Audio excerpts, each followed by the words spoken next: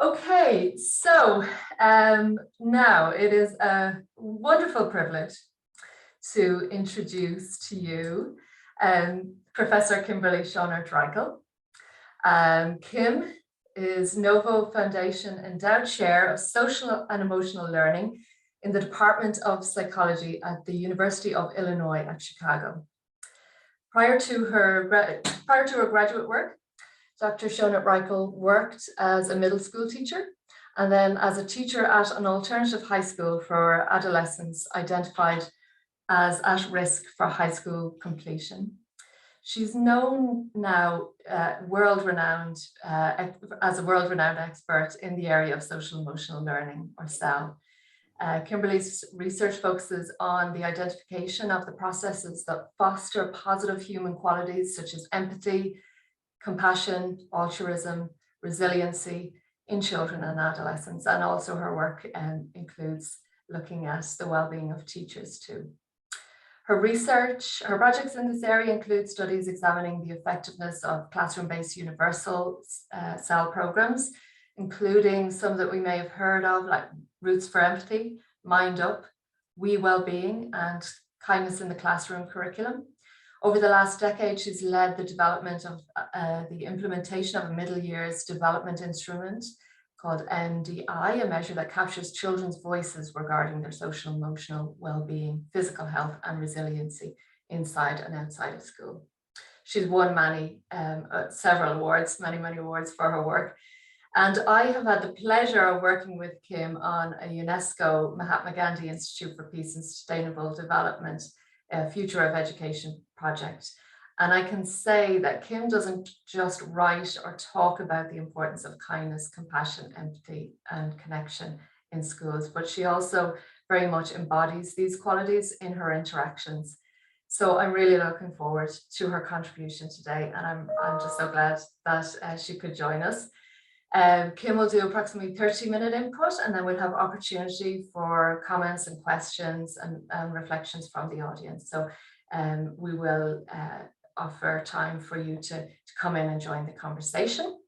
So without further ado, Kim, you're very, very welcome. Great.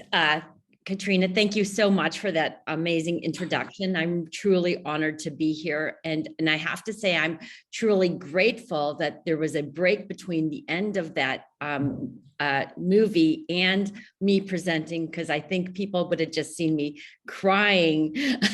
So I really was thank you so much to those young people who put that together, and the director, just the courageousness. I'm just in awe, and I admire them all so greatly.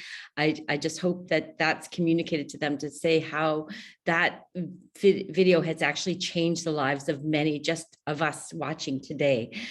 So anyway, it was just, anyway, heartfelt at so many levels. It was brilliantly done. So I'm just going to share my screen here, and it's such a pleasure to be with all of you today. And I know there's people from all over. I will say there is a connection. I have been in Ireland before.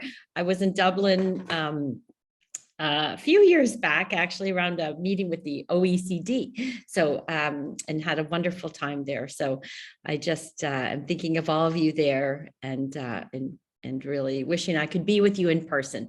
So I'm going to, for the next half an hour, talk, really, it's so amazingly connected to what we just saw in that video. So I'm basically just surfacing some of those concepts that you saw about the important adults and relationships and listening to students, and really focusing on the idea of social and emotional learning. And just also to let you know, my slides will all be available, and I have resources as well that I'll be sharing with all of you. So let me just see if this all works. You know, you never know with this technology thing. Let me see. Oh, good. One thing that we do I was in Canada for 30 years before I moved back to Chicago this past December. And one thing that we do in Canada is always acknowledge the land on which we are presenting. So I will say today I'm in Chicago, Illinois, the original homeland of the Three Fires Confederacy, the Potawatomi, Odawa, and Ojibwa, and other tribal nations. So the First Nations people, or the Native Americans who were here, and acknowledge and honor the original peoples of the Chicagoland area and the many Indigenous people who call it home, past, present, and future. So a couple of the questions we're going to consider in the next half an hour is sort of why, why now should we be focusing on trauma-informed approaches in education?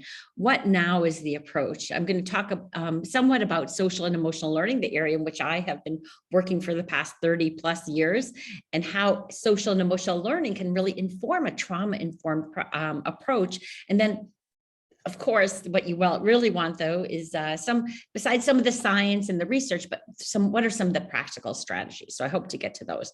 We know now that the time is now really to promote the resilience and well-being of our students and educators more than any time before in our history, at least in my lifetime, with the pandemic, where so many issues are really surfacing that have maybe not would have in this time. And I'm going to start with a story, and it's really, why am I been devoted my entire professional career to trying to understand how to promote the well-being of children. And it really started back when I was a teacher in the classroom, first in middle school, 7th and 8th grade, but really the high school, the alternative high school where I worked. And I don't know how many of you are familiar with alternative high schools, but the one in which I worked was really a place where all the students who didn't fit into the regular school were sent. So if they weren't doing their homework, if they were involved with drug or alcohol, if they had problems at home, even psychiatric illnesses at that time. This was in the early 80s. If a student had attempted suicide, they didn't want them back in the regular school, so they would send them to this alternative high school. And I began there. I was quite young. I was about 23. And I went there thinking, oh, I'm going to make a difference in these kids' lives. They have all so many problems. And it was awful for me at the beginning. I have to tell you, frankly, the students were very mean to me. They told me I was the reading teacher. So many of them had kind of reading problems. And they said, they called me names and not my name, Kim. They called me, they told me they wouldn't do any work for me. They told me their teacher from the last year was better, all of these things. And I thought, and at first I have to admit, my feelings were hurt. I had thought, if you work really hard, students will like you, they'll want to do the work. And so then I started to reflect and thought about them and about their experiences in school and thought, perhaps their experiences with teachers have not been so good, hence why they, were in this place. And so maybe I needed to take a different approach and instead see that they were pushing me away because they had vulnerable hearts. They didn't want to, their teachers, real or imagined, had told them they weren't successful, they weren't doing well, they were not good students, and all of those things. So I thought, how can I break through that? How can I see that? So the first thing I thought of is really to ask them, we had a classroom, it was really boring looking, it had nothing on the walls and it was hardly any books in it. And I was the reading teacher. So I asked them, can they help me decorate the classroom? Can they work with me to make a space that they would feel at home? So I brought in magazines of posters and I brought in different things and they picked things up. And soon enough, they all began really being involved in creating this classroom and figuring out where to put the desk and how to put the chairs and all the bookshelves and how to organize the books. And they even made a big poster where they could write their poetry and hang it up if they wanted to. And so soon I found that just by asking for their input and helping create the space, really connected the relationships. And I remember especially one student, Tim, who we had a whole bunch of paperbacks that were laying against the counter and they were always falling over. And he came and said, I work with my dad. He whispered to me kind of very quietly. And he was, and said, I work with my dad on the weekend at the grocery store. And they have one of those racks that you can like put the paperbacks in, and organize around. He goes, I think I could ask my dad if we could bring it to the school, donate it to the school. And I said, that would be so amazing. He goes, yeah, I think it would go good over in that corner over there. So the next day, here's Tim, all 6'1" of him came to the school on this little special education bus carrying this rack, and what I learned quickly was how important it was to really take this approach to learning from the students. They were my teacher. They helped me learn about how best to help them. So what I learned was Find something you like about every student. Find that thing, and then always lead with compassion, so their behaviors and their grumpiness and their all those, why would they be acting that way? Try and understand why would their behaviors, what would they be reflecting? They weren't just bad kids. They weren't just trying to make my life miserable. And so some key messages that I want to leave you with is that social and emotional learning and well-being is vital for the future of our society. That SEL, social and emotional learning, is teachable. You can teach these skills, and it should be a part of classroom, schools, and communities. And really, for it to be effective, and this is something I'm going to keep on talking about, it's not just about the students. Of course, we need to think about the well-being of administrators, teachers, and students. It needs to be promoted in the context of supportive schools, classrooms, and environments that utilize a trauma-informed approach. So social and emotional learning, attending to the well-being of students in schools in intentional, explicit ways is not just another thing on your plate. It is the plate. It's the foundation to learning. And I'll explain some of those things as well. So why now? Why now do we need to focus on the social emotional learning of students? Well, we know there's a number of reports, I'm not going to go through all of them, that's saying that this pandemic has really surfaced increased rates of depression and anxiety in our young people.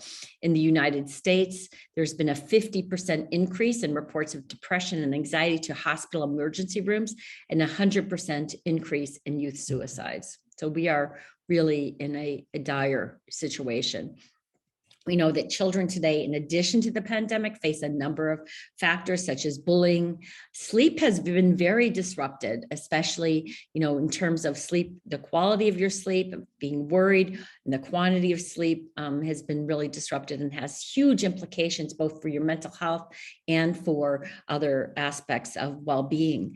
There's been actually changes in empathy, where we're seeing decreased empathy in our young people, increases, as I mentioned before, in mental illness. And then one thing I want to sort of double click on, is this idea of toxic stress. Now, toxic stress and learning. So think about a learning brain and a stressed brain.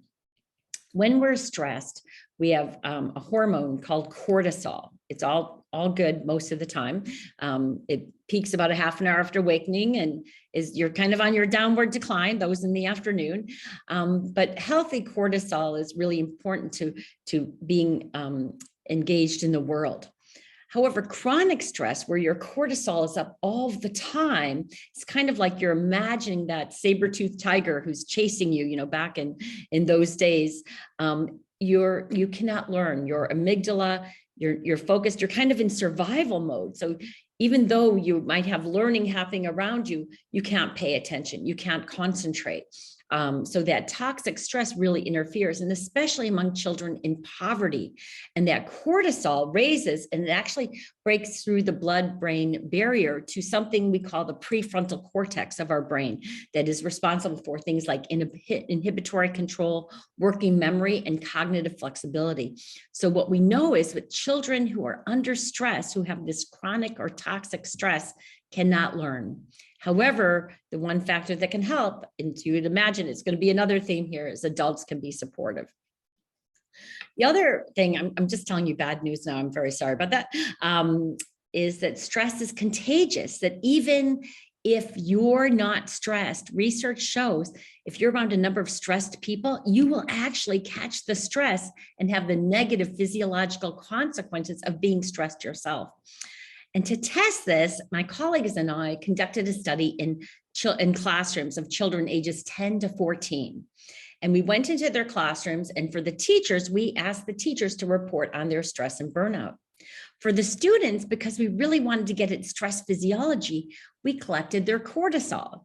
Now, some of you may be saying, how do you collect cortisol from kids? Well, it's really just in your spit saliva. So just so you know, those students loved to provide their spit for us. They actually did. They really enjoyed the study and providing us their saliva for the study for us to learn. But what we found was fascinating. Those classrooms in which the teachers reported the highest levels of stress and burnout had the students with the highest levels of cortisol, indicative of high levels of stress. Now, we don't know if the students were coming in with those high levels of stress and the teachers were catching it, or the teachers were stressed and the students were catching it, but really emphasizes that whenever you're going to focus like a trauma-informed approach, you always have to also think about the adult's well-being. So why take a trauma-informed approach to education? And I'm just going to give you a little bit now about ACEs. Some of you are probably familiar, but I just thought I'd give a quick, so we're all on the same page, about adverse childhood experiences. ACEs are these, it's now become very common to understand ACEs are these adverse childhood experiences. It really was began in a study. Filetti et al. Looked at adults who asked them a questionnaire to ask them about 10 different aspects of adverse childhood experiences that were abuse, neglect, and household dysfunction. So they had these adults just say yes, no, whether they had it or not, to look at how it linked to health-related behaviors. What was so fascinating was ACEs, having an adverse childhood experience, was much more common than they ever anticipated. Approximately 2/3 of the participants had at least one ACEs. So that they were, so if you look here, the number who had none was just 36%, but the rest had more than one, and some quite a lot more. And just remember of the population too. So it's an important aspect of this. So then, but what do we know about ACEs? The more ACEs that you have, the more it affects your health and leads to a lower life expectancy. So I think one of the biggest findings, or one of many findings, is that if you have 6 or more ACEs, your life expectancy is decreased by 20 years. Because we know that these early childhood experiences get under the skin. Remember, I told you about the cortisol and how the cortisol and that stress, all of those things affect the body. So this whole idea of us really understanding how to mitigate or lessen these negative effects. So the good news is they've now just identified the positive childhood experiences scale that actually shows if you have, even if you have ACEs, but you have some of these positive childhood experiences, you can have a much better outcome. So I thought this is a very fascinating, and I'll show you the questions from this study. They had just 6 questions. One is feeling able to talk to their family about their feelings, felt that their family stood by them during difficult times, enjoyed participation in community traditions, felt a sense of belonging in high school, felt supported by friends, had at least 2. Now, this is not just one. I just want you to pay attention to this. At least 2 non-parental adults who took genuine interest in them and felt safe and protected. So again, just thinking about this, these are things you can act, that we know are positive experiences that you can actually do something about, that you can have an input, especially for those ones that I've circled. So what now do we need to do? I really argue that we need to move away from an intervention focus where we just wait till kids are falling and failing and then throw them out the life preserver to wheel them back up, but really move to one for prevention. We now have decades of research of those tools that we know can assist students to stay afloat even when they hit those rocky waters. So I think that that's really where I go in talking about the social and emotional competencies. Dan Goleman, who's the author of Emotional Intelligence, really said that analytical intelligence, just your IQ, only accounts for about 10 to 15% of your life success. It's these other skills, social and emotional skills, that really are what are foundational. So social and emotional learning, I'm sure many of you have heard of the term. It's growing throughout the world. It's a growing movement.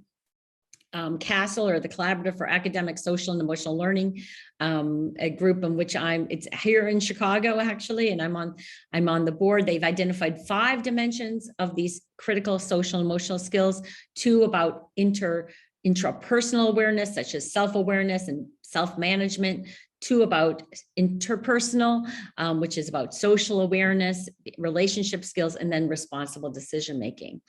So these are this is one framework for looking at SEL. And the research really shows that these social and emotional skills have long-lasting effects.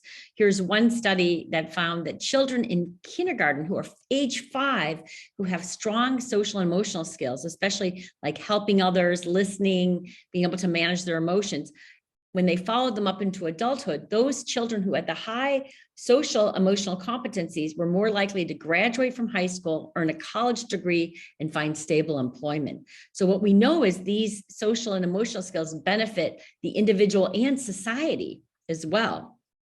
We also know that these social and emotional skills are malleable. They can be taught through recent innovations in neuroplasticity of how the brain changes. We used to think it was much more stable, and kind of as you got older, everything went downhill after that. But we know now the brain is very plastic, and especially these young children can learn things like empathy, about self-regulation, about how to manage, how to, seek help, actually be aware of when they need to ask for help and who might be some people to go to. So what to do now? So this is really where I want to get into some of the practical strategies for you as you look forward to that. So let's go for that. So I have 6 essential strategies that we're going to go for here. Okay, promoting well-being. And this is really social and emotional learning through a trauma-informed lens. First of all, very important to take a systems approach. Whenever you're tackling developing social emotional learning through a trauma-informed lens, you need to take into account the learning context, create a safe, caring, supportive, participatory context. You need to have explicit instruction of focusing on the social and emotional learning and the well-being of students. And you also need to think about the educator's social and emotional learning and well-being. Here's 5 key practices for, and I should say I put together some resources too that go along with some of these, so you'll get those. But we know the key practices is you create predictable routines. That's very critical. Consistency. You build strong supportive relationships. Empower students' agency, giving them choice. Like when I talked about the story of getting the students to help to create the classroom, to decorate, to have some input. I also let students have a choice for some of the books they read, things like that, to create a sense of agency. Support the development of self-regulation skills. There's lots of things we can do to do that, so they can develop that muscle of that prefrontal cortex, and also provide opportunities to explore individual and community identities of who they are and who they want to be as well. So the first one I want to say is create caring relationships through care. And I have an acronym: consistency creates connections, autonomy, including the voices of everyone. Relationships should be at the core. Did I say that yet? Did I say relationships are so critical? And then equity and trauma informed, to really think about how you create that equity environment. Pay attention both to physical and relational environments. How do you create this? And I love this one about social and emotional learning. What does it look like in every part of the school, from the parent-teacher conferences, the playground, the bus, the lunchroom? I've seen some places where they have a social and emotional learning approach, but if you walk into the school, it's very stark and it doesn't, so really kind of going through and having the students actually, how can we create a welcoming environment in all these different spaces? Here's an example that is done in a lot of classrooms, and maybe some of you are familiar, where among elementary school students, they set up a calm corner, a peace place, where students can go and learn self-regulation, and can be someplace when they're feeling a bit anxious or they need to, calm down, they can go someplace and just reset. Some people call it a chillaxin station, reset station, all sorts of things. The power of relationships using a strengths-based approach. Some students make it really difficult or challenging to find their strengths, but really I found that once you find their strength and find out what they're good at and learn from them, you can help them succeed, and really supporting their sense of agency. We know that resiliency is foundational, and that these interactions that young children or all children have, these relationships shape their development and health, both of their body and their brain. I love this study. This was a study, so I don't know if any of you have heard about this. They did a study just to see if teachers who wait at the door and greet students when they come in every morning, if it makes any difference. So they did a randomized study where, some of the teachers were waiting at the door, other teachers were not. And they found that just by saying at the door and saying hi to students as they come in to the classroom, that it increased student engagement by 20% and decreased problem behavior. So I thought that seemed like a very easy, again, relationships. And we know every child who's done well has at least one stable and committed relationship with a supportive adult. Although I will now go back and say that the positive ACEs said 2 or more. So think about that. This is one of my favorite quotes by Yuri Bronfenbrenner, a very well-known developmental psychologist, who said that every child requires someone in his or her life who's absolutely crazy about them. One of my very favorite quotes. What are some ways to show you care? Get to know your lives of your students. Get to know them, ask them for their feedback, discuss their ideas. I think in that film, these are just exactly the things they were saying. Reflect on their own own experiences with care, and use a compassionate approach to discipline. I think we sometimes are too easy to judge and really think about that. Again, this is just one strategy. I'm gonna give you homework to do if you can to try this 2 by 10. Find any students that you, I don't know if any of you have annoying students. Well, sorry, challenging students. See if you could try this out. 2 minutes a day across 10 days. Have a conversation with that student about something besides telling them their homework's not due, or something about what their interests are, or what, something you could find. And you'll see, at first they might look at you like you're strange, but then I think you can see what happens. I want to know.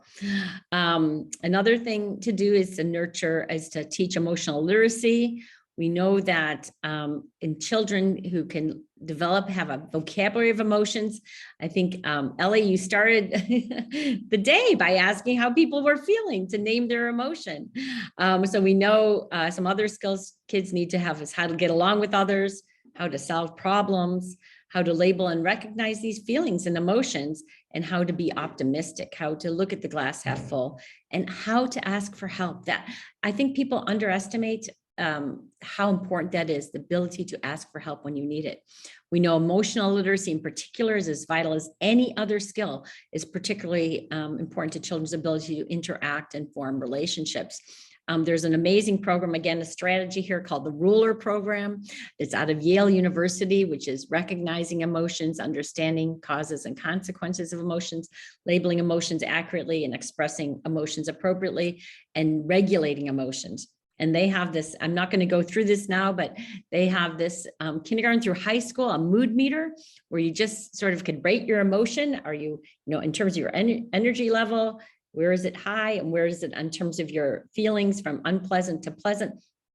I hope you're all kind of in the yellow or green zone now and not in the red. I don't think there's a lot of learning that can happen if you're in the red zone, but this is great. And I've actually also heard of school administrators putting it on their outside of the door, and no one can come in until they first say where they are on the mood meter.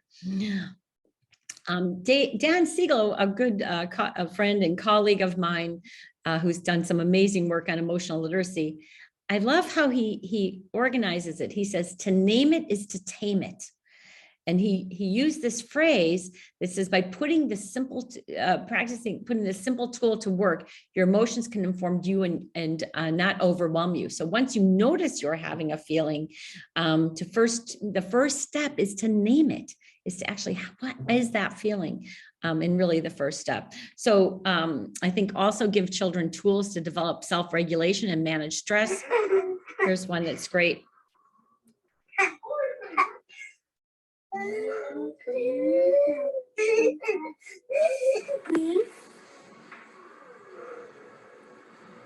Again. See, that's a So here you have a little boy who's learned how to do some breathing to calm down, is using it with his younger brother. And I've been doing research in the area of mindfulness and mindful breathing and approaches for about 20 years now, especially around a program called MindUp. And it's amazing when we ask the kids, over half of them go and teach the breathing, the brain breaks in the case of MindUp, to a sibling or to their parents. I can't tell you how many said, I taught my parents, they really needed some breathing, especially my mom when she's driving. And so the MindUp program helps kids learn about their brain. Again, another powerful tool. Research shows that just telling the kid, helping kids learn about their brain and how it works and their amygdala, that actually improves their academic achievement. And this is in MindUp, they just do a brain break. So again, these opportunities to stop, breathe, have these tools. Students really look for the tools that can help them manage these stressful times. There's another great resource, the Greater Good Science Center, the SEL kernels is really of practice that have these short bite-sized SEL strategies, all free, all downloadable, take about 10 minutes to each to do. Finally, to really build resilience by teaching children empathy, compassion, and kindness. And this is really from the research. It says things like practicing gratitude, mindfulness, as I just mentioned, and performing acts of kindness. So doing things like engaging students in activities that help others, like I did with the classroom, where I got the kids to come in and help create the classroom and decorate it, demonstrate caring and kindness through your own actions, and talk about kindness and the good feelings that arise when doing things for others. So the fifth one, and I'm just going to take a couple more minutes here, is take care of yourself. And I really wanted to sort of end here in some ways with two key things. This one is take care of yourself. What we know is that a key message, adult SEL skills are directly tied to our ability to be trauma sensitive. I actually believe that we need to start with the adults. We know to reach the students, care for the educators. I think that educators need to be supported. I don't know, I love this picture. Where's the owl at the beginning of the year and teachers at the end of the year? But I have to say that during the pandemic, and now that the teacher on the right-hand side is how they started the year, not just how they ended the year. We know that teaching is one of the most stressful of all professions, tied with nursing. And yet, anyways, it's highly stressful. But we know that how important this metaphor of, if anyone's been on a plane lately or seen this, of how important it is to first put the mask on and then do it with the child. What are some ways to do this? Start staff meetings with the check-in, see how people are doing, take self-compassion breaks, during the day to have that practice for yourself. Think about what matters most to you, or where to place your attention right now, sending good wishes to others like that, and then seeking social support and connection. And finally, I'm going to end here. This is a great way to end because it really is where we started. We started with that film, which is how much can we learn from the students? And we know that if educators are to effectively relate to children, they must be empathic, always attempting to perceive the world through the eyes of the child. I have a video. I'm not going to show it. You're going to get to see it. I'll hold it. But really, what helps them be resilient is really what those students told us. It's seeing them, hearing them, being present with them. Just recognizing how they're feeling.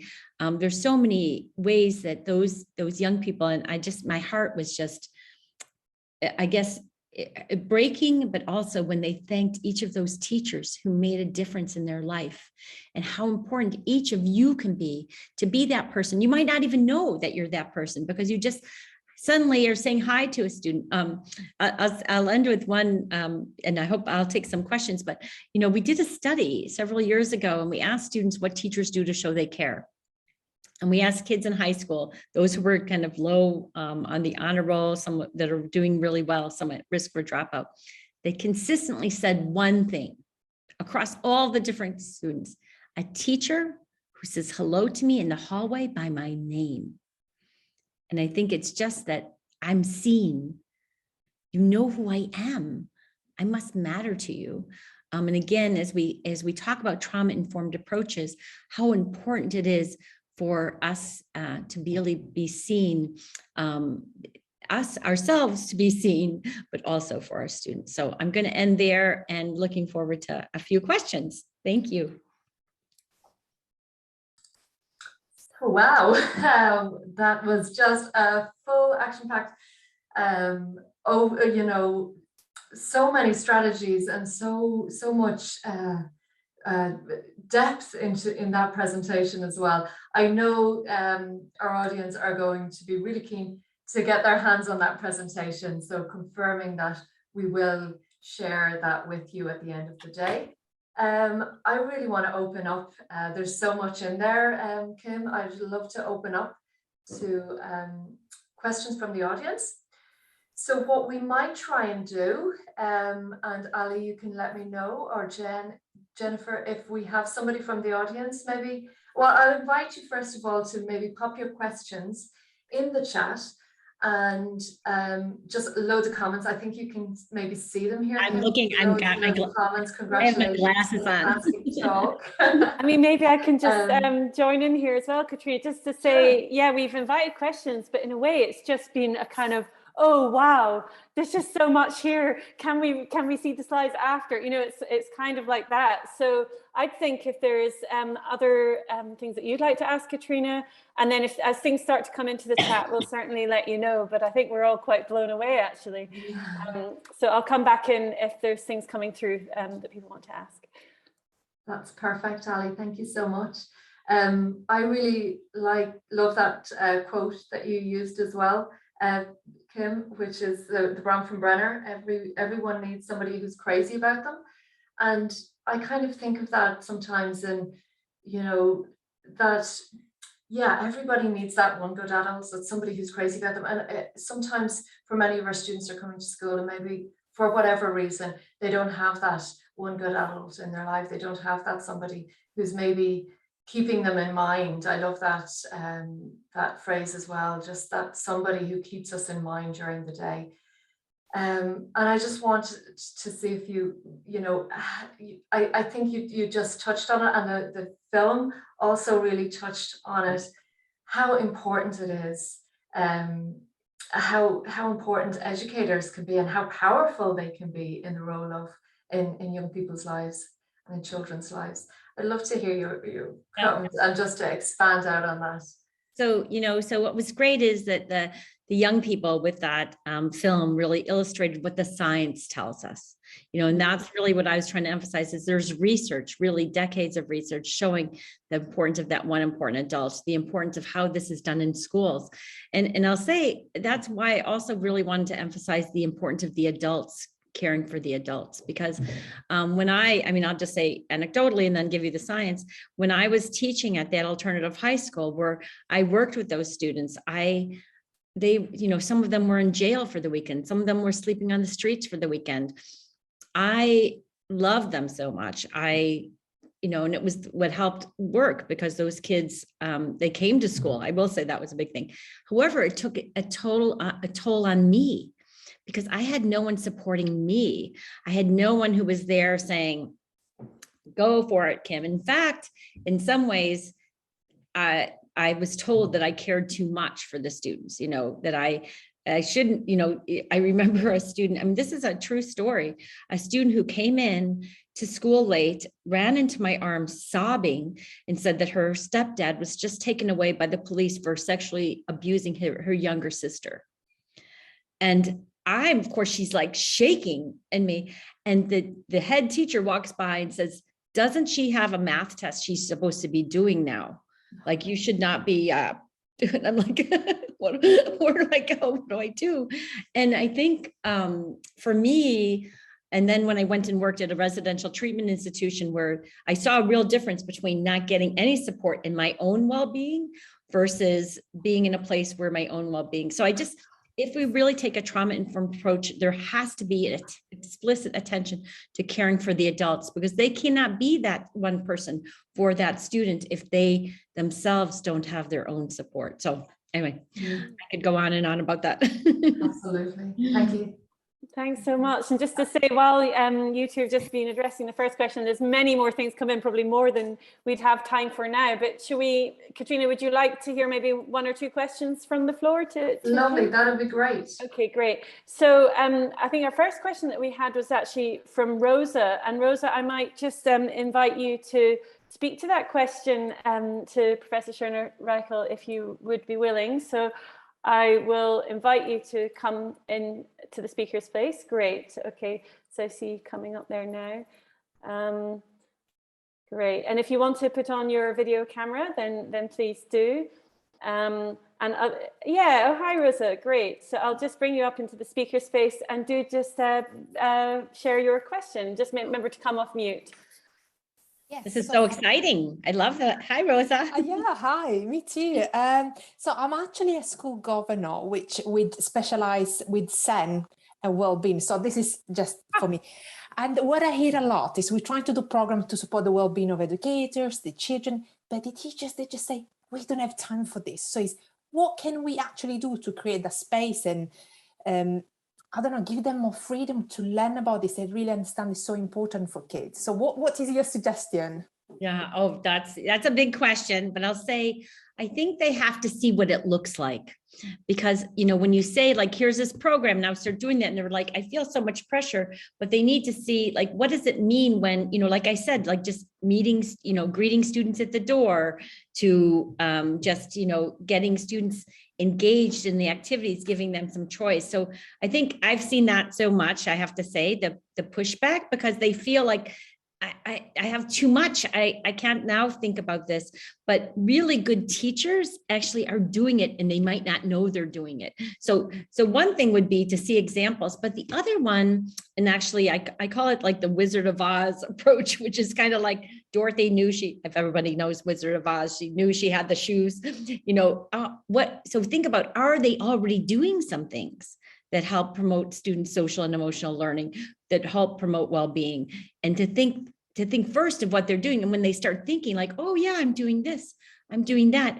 And then you say, well, what would you do more of? So that might be one approach, so they don't feel it's something new, that you could kind of see like, you're already doing these things. So let's think about how you could do them more intentionally.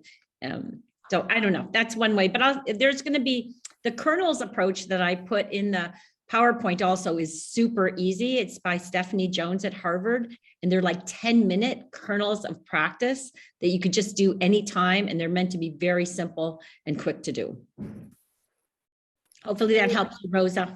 Okay. Thanks a lot, Rosa. I'll just take you down from the speaker space. And I was thinking maybe there's one more question. Shall I bring up one more person? Yeah, so Sinead Ryan from Silver Arch Family Resource Centre, if I could just invite you to come up into the panel space. We'd love to, maybe hear you speak your question to Professor Schonert-Reichi.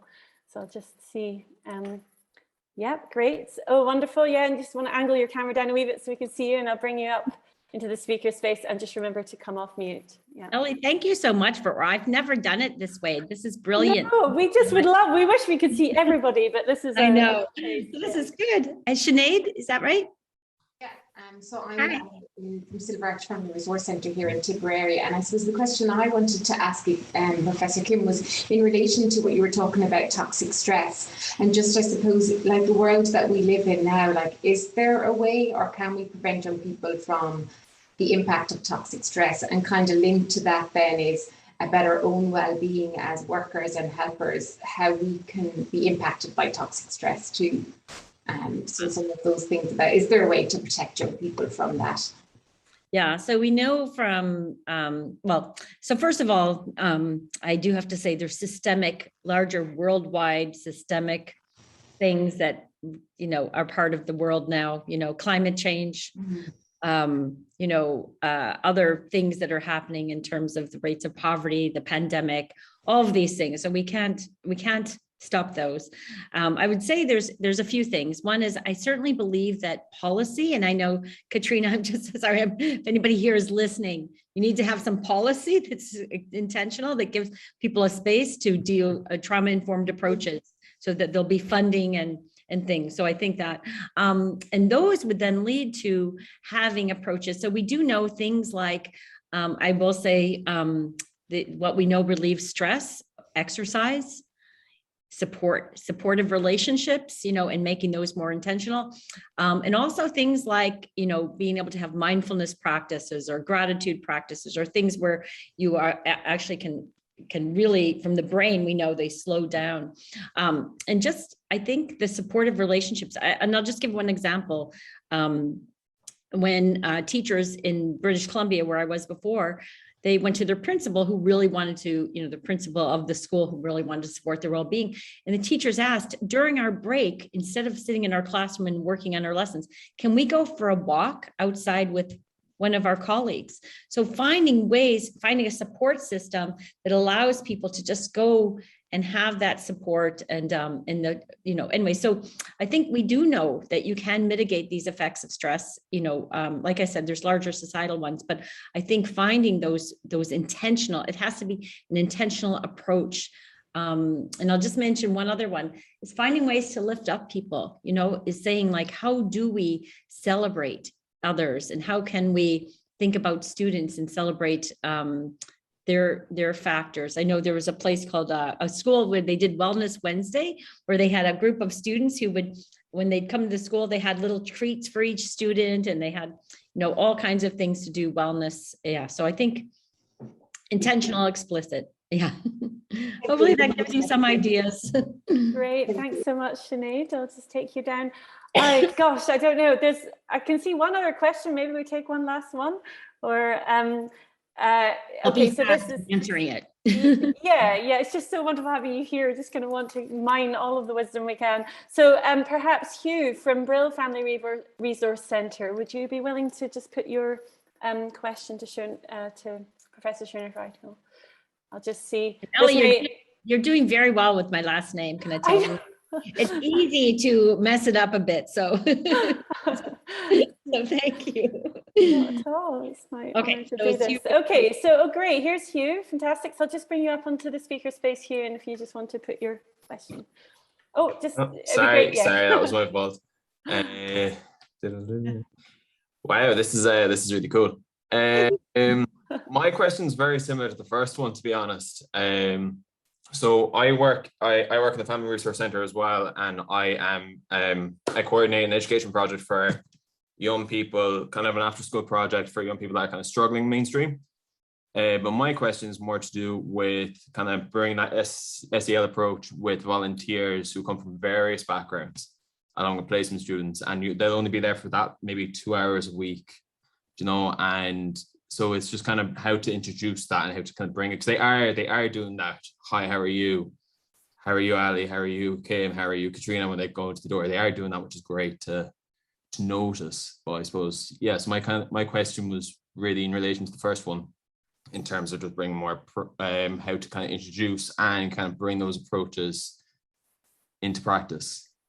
Yeah, it's really great. I mean, I first think I have a whole list of resources. There's a group out of Alberta, Canada, actually, who created a whole series of professional development for after school time programs and social and emotional learning. They actually intentionally put social emotional learning, and then they, because you have people with a variety of different backgrounds and education levels and, ages even too. So I know I could provide, I could create, I know Katrina, I already promised I'm going to have some resources, but I think of, to me, the one thing too is for them just learn about, that you can teach these skills, you can do them. There might be some activities that would be fun that they could even do with the kids, that the Colonel's approaches, I have to say, just because it's so quick, that might be a useful one. So it's a great question, Hugh. And I think what you're bringing up too is that this isn't just about in the schools, it's about all parts of students' lives, from after school time into the families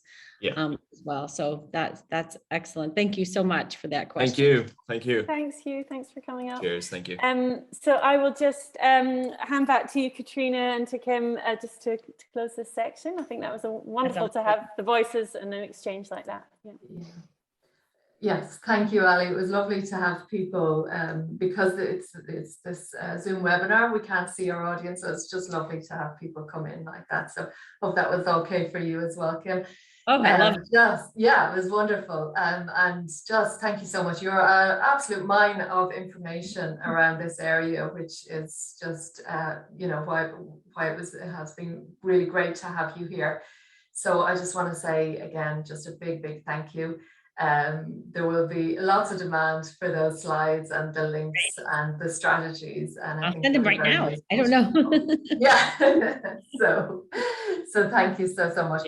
And for I know there's a lot of still comments and questions that maybe we haven't got to yet. So we won't necessarily forget about them. I think some of those questions are areas of interest that people are popping into the chat. They'll come up later in the panel and in our later discussions as well. So please do keep them coming.